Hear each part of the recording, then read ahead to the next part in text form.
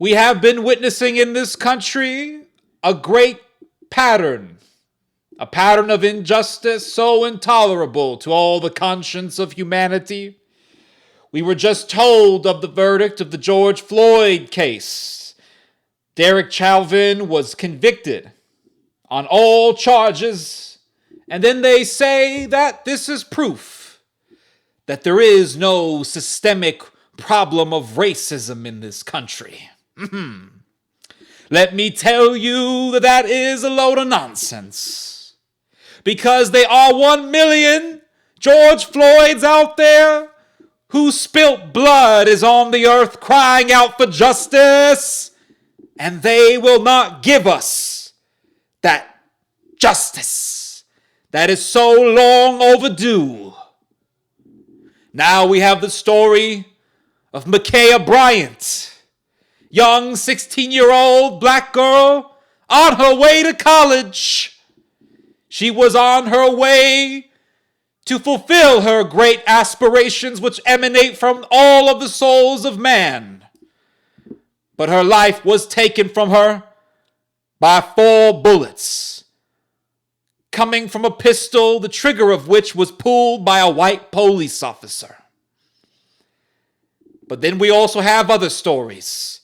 Let's not forget the story of Dante Wright, a man who simply wanted to get into his car. Police tried to keep him in handcuffs. He tried to get into his vehicle, and a bullet hit him. He drove the vehicle several blocks down the road before his blood spilt out so much that his body gave up the ghost.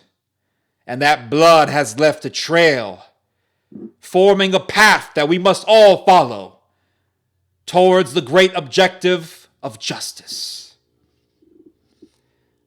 But let us not forget the other stories, be it of Michael Brown, be it of Freddie Gray,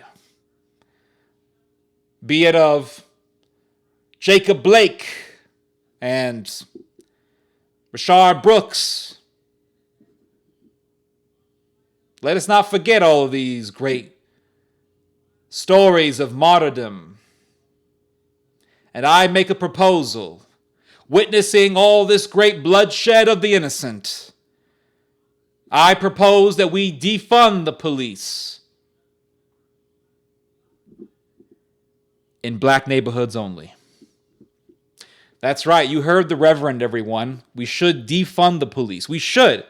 Because we keep hearing about how cops are just hunting down black folk, how cops are killing black people because they're black, and how cops are basically the executioners for a system of racism that is systemic and systematic and that is so deeply rooted in this country, it goes all the way back to the Mayflower. And we keep hearing about this, so why don't we just defund the police in black neighborhoods? Because cops are racist, right? Or they are the muscle for a racist system, right? You know, this goes back to the saying, all cops are bastards, right? All cops are bastards because, according to the logic of the people who spout this idea, cops are the muscle for a system of racism and oppression against black and brown and minority folks and indigenous people. So since cops are a threat to black people, then why don't we just do an experiment, and let's first defund the police in black neighborhoods only. Let's put all of the money for the police in white neighborhoods or in non-black areas, white, Asian, etc. So all of the police units, where they are deployed, where they are stationed, let's invest all of the money for police activity solely in non-melanated neighborhoods. And allow the proposal of people like Alexander Weiss and other people who want to defund the police, allow that proposal to be fully observed in black neighborhoods. Because cops are a problem for black folk, according to Roland Martin and the rest of that gang, the rest of that mob of instigators. they are a problem for black folk. So let's just defund the police for black people, for black neighborhoods only, and just see what happens. You guys want to reallocate the funds, or let me just change the voice, because we all know that people who talk like this, they tend to be from the Northeast. So we need to reallocate funds. What we really need is to fulfill the proposal of the reallocation of funds that would otherwise go to the police, but we should reallocate them to social work. We should reallocate them to mental health experts. We should reallocate those funds to social workers. We should reallocate those funds to medical care. We should reallocate those funds to government housing. And we can decrease crime that way, as opposed to just putting all the money in the police, who are just going to kill black people. So let's do all of that, all of it. Let's do all of it solely in black neighborhoods. Solely in areas that are predominantly African American. And let's see what happens.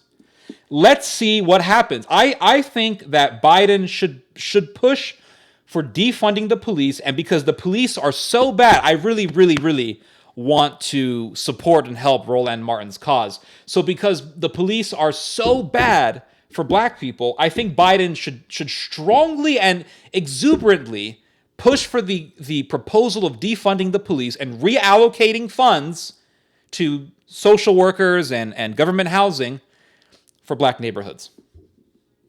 Because cops aren't a problem for white people or non-melanated folks. They're not, right? According to the Roland Martin narrative, they're not a problem for that. So let's just do it for black people. I think that makes sense, right?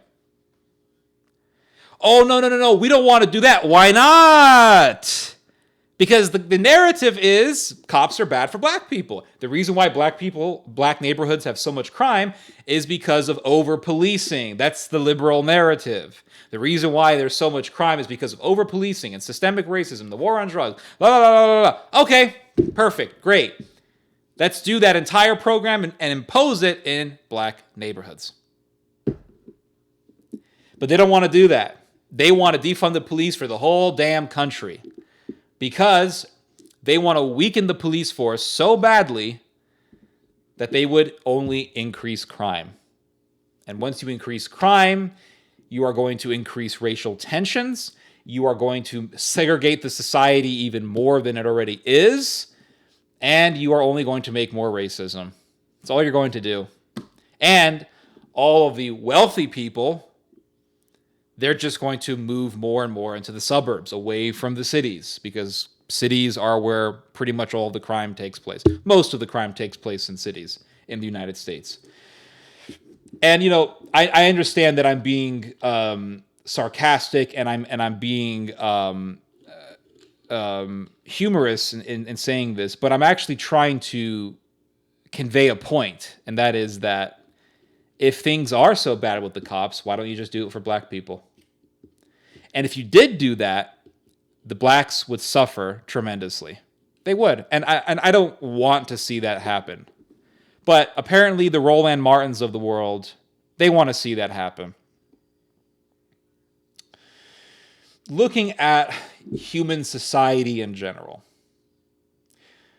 one thing that I have realized in a very amplified state, in a very amplified way, is that human beings need to be controlled. For the most part. There's a balance, right? I'm not saying we become like the Hittite Empire and have a census that records your sex life. We're not the Spartans here. As much as the right wing loves to revere the Spartans, I don't want to become the Spartans. But I think that human beings generally need to be controlled and actually have much better lives when they are controlled. What do I mean by control? I don't mean control every aspect of your life, but to a certain extent, humans need to be controlled. We need to be governed. It's like South Africa. When South Africa was under apartheid, South Africa was actually a very, very safe country. I knew a guy who lived in South Africa. He was a zookeeper in South Africa. And he was telling me about how South Africa was so safe that he actually sold his weapon. He had a pistol and he sold it because he didn't need it. That's how safe South Africa was. And he told me a story in which he was working at the zoo, and then he left in the evening, because he got off work, and there were two Indian guys there, and they said, "Hey, can we get a ride home?" He said, "Sure." So he gave these two Indian guys a ride home, dropped them off, and that was it. The next morning, he went to the zookeeper. He went to the zoo to be a zookeeper, and he said he was greeted by two white men with suits. And they said, "Come with us." And he went to them, and they kind of interrogated him, and they said, "Did you give a ride to two Indian men?" And he said, "Yes." And these two guys said to this guy, "Don't ever give those two men a ride again. They are communists." So this is how South Africa was able to maintain the safety of its society and the security of its society. It was through control. People love to complain about the police, and it's not just African American radicals who are doing this. There's a lot of radicals who aren't black who are stoking up hatred for the police. And they'll say things like, "Well, we have too much policing, too much is going on." And these would be the first people to call the police if there was any sort of crazy lawlessness taking place. But they say that, the police are bad because they have a monopoly on power. This is what they say. They say that the police are bad because they have a monopoly on power. They have a monopoly on violence, is actually what they say. Well, yeah, they do. Cops have a monopoly on violence. And guess what? You need that monopoly on violence. There needs to be a monopoly on violence.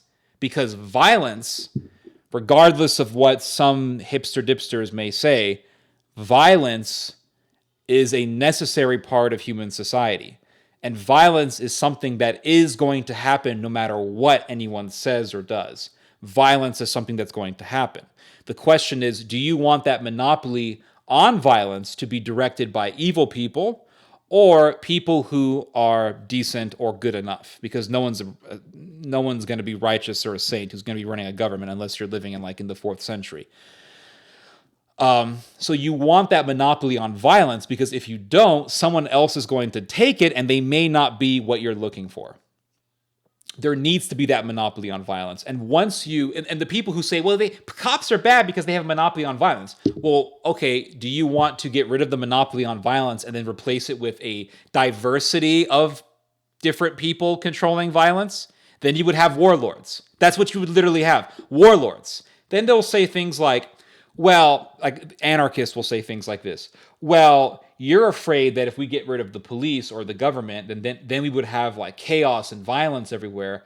But yet, because people are bad, but yet you want government which is ran by people who you agree are bad." This is how they argue. And it's like, well, okay, since you want to use that type of argument, if you get rid of government, because government is bad, to these people, government is bad, right? So if you get rid of government, who's still going to rule society? Humans. And if government is bad, and you get rid of the government, things would only be worse because you would just have chaos and people are still going to be ruling over you. And because you get rid of the monopoly on violence, you would have warlords. And all the cops that you hate, because they have training on how to use firearms, guess who's going to rule society? Cops, soldiers, because they have that training on firearms and military tactics. So government is bad, but yet government is ran by people. And if you get rid of government, then you're going to still have people ruling over you, and you're still going to have a whole bunch of bad stuff taking place.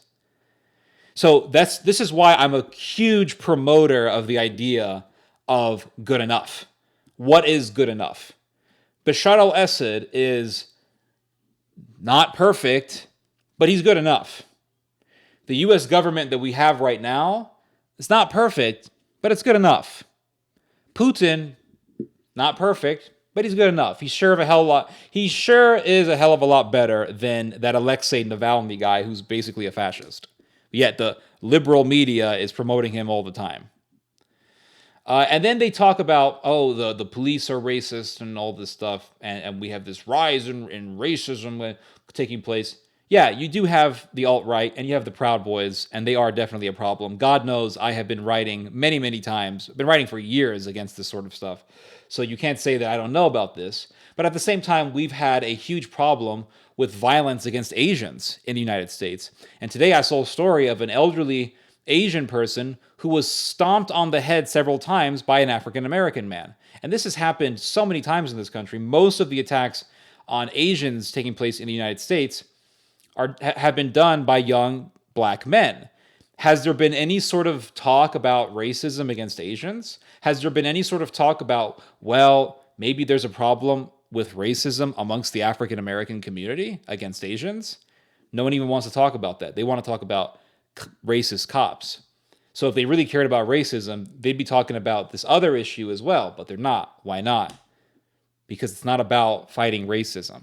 If the media was so concerned about fighting racism, they wouldn't be stoking up racial tensions. And they wouldn't be pushing someone like Alexei Navalny against Putin, because Alexei Navalny is a fascist. So the whole thing is just a bunch of horse crap. But yeah, those are my thoughts for tonight. You guys just heard some theology. God bless.